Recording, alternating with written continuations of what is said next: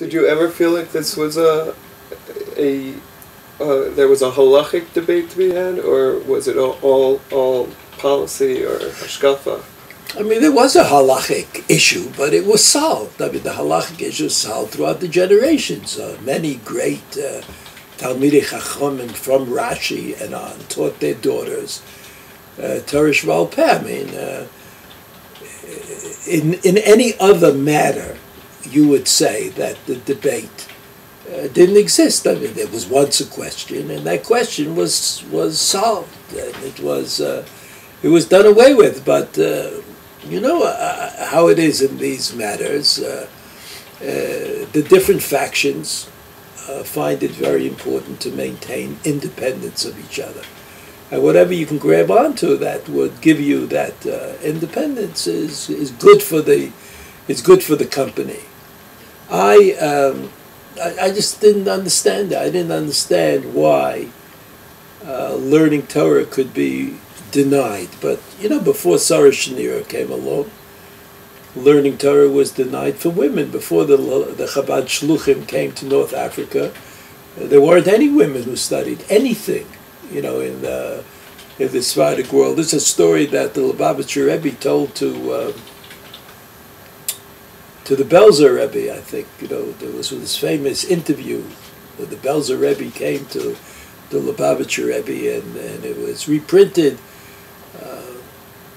It was printed, I don't think unofficially. Officially, you know how these things are. It's never official till it's heavily censored.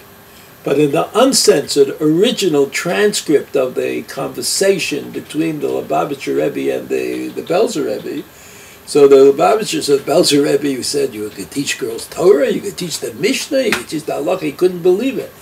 And the Lubavitcher Rebbe kept saying yes, and then he told them this story. And when his father-in-law sent shluchim to North Africa, those were the first shluchim, and their job was to kind of affect the Jewish community. So they built a yeshiva, they built schools, and there were schools that had professional training, yeshiva training. You know, it was a very noticeable and probably successful enterprise. Then they came to the girls.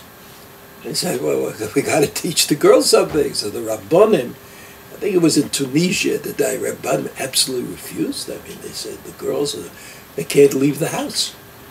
They have to stay home. You want the girls to learn, so teach them in the house. Every girl will have to learn in her own house. So the shluchim knew that this was unreasonable. They didn't know what to do.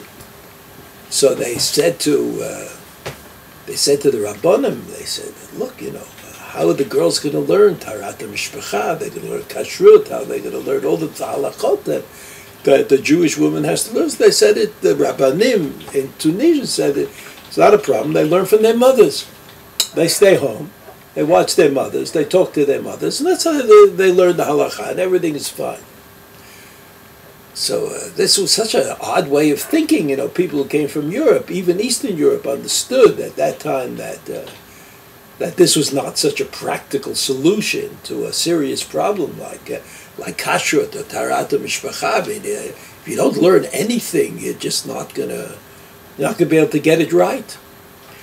So they took the Rabbanim. And they took the Lubavitcher Shluchim, and they went around and they started giving these girls bichinot in order to prove that to the local Rabbanim that they really did not know the material, they did not know what the halachot were, and if you didn't study, the chances that you get it right were very small. In spite of the fact that you know, the Chaim Soloveitchik, I remember, wrote this article in which he argues that the old system of learning was perfect, and looking things up in books is I don't know what word we would use, but I don't know if he was painting a picture of each in isolation, meaning that incubating.